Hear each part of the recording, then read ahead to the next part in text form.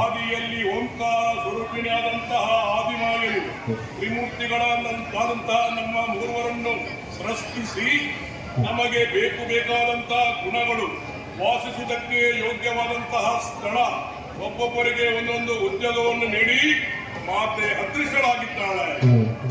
ರಾಜಸ ಗುಣ ಸಂಪನ್ನನಾದಂತಹ ಆ ಬ್ರಹ್ಮನು ಸತ್ಯಲೋಕದಲ್ಲಿ ಸೃಷ್ಟಿಯ ಕೆಲಸವನ್ನು ಮಾಡುತ್ತಿದ್ದರೆ, ತಾಮಸ ಗುಣ ಸಂಪನ್ನನಾದಂತಹ ಪರಮೇಶ್ವರನು ಕೈಲಾಸದಲ್ಲಿ ಲಯಾಧಿಪತಿಯಾಗಿದ್ದಾನೆ.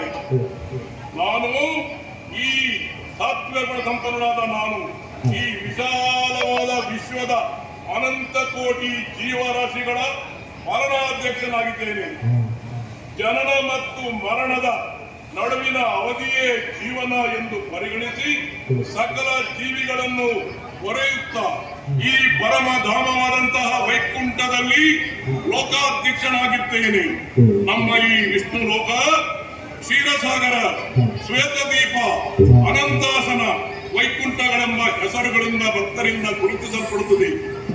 ಆದಿ ಅಂತ್ಯ ರಹಿತವಾದುದರಿಂದ ಅನಂತ, ಚ್ಯುತಿ ರಹಿತವಾದುದರಿಂದ ಅತ್ಯುತ್ತ, ಸದಾ ನನ್ನ ಹೃದಯದಲ್ಲಿ ಮಹಾಲಕ್ಷ್ಮಿ ಇರುವುದರಿಂದ ನಾನು ಶ್ರೀನಿವಾಸ.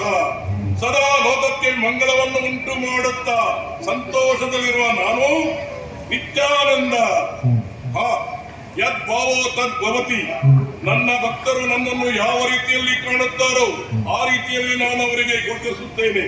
ನನ್ನನ್ನು 1000 ಹೆಸರುಗಳಿಂದ ಕರೆದರು ನನ್ನ ಭಕ್ತರಿಗೆ ದಣಿವಿಲ್ಲ. ನನ್ನ ಭಕ್ತರಲ್ಲಿ ಅರ್ಥಿ, ಅರ್ಥಾರ್ಥಿ, ಜ್ಞಾನಿ, ಜಿಜ್ಞಾಸುಗಳೆಂಬ 4 ವಿಧ. ಅವರಿಗೆ ಸಾಲೋಕ್ಯ, ಸಾಮೀಪ್ಯ, ಸಾರೂಪ್ಯ, ಸಾಯುಜ್ಯ ಎಂಬ ಪದವಿಗಳು ನಿಂತು ನಮ್ಮ ಅವರನ್ನು ಪೊರೆಯುತ್ತಾ ಅವರು ನಮ್ಮ ಈ ಸ್ವರ್ಗದ ವೈಕುಂಠದ ನಿವಾಸಿಗಳಾಗಿದ್ದಾರೆ. ಸರ್ವೇ ಧರ್ಮ ರಕ್ಷಿತಿ ರಕ್ಷಿತ ಎಂಬಂತೆ ಯಾವಾಗ ಈ ಭೂಮಿಯಲ್ಲಿ ಅಧರ್ಮದ ತಲೆ ತೋರುತ್ತದೋ ಆವಾಗ ಯುಗ ಯುಗಾಂತರದಲ್ಲಿ ನಾನು ಅವತಾರವೆತ್ತಿ ಧರ್ಮದ ರಕ್ಷಣೆಯನ್ನು ಮಾಡಿದವ.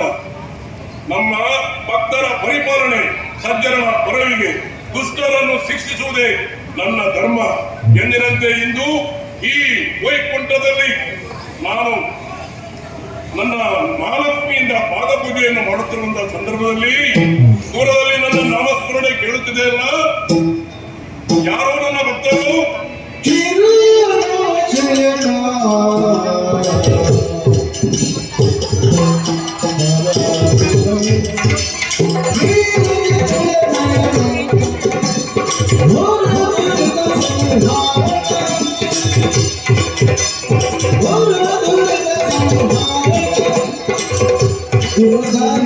Oh,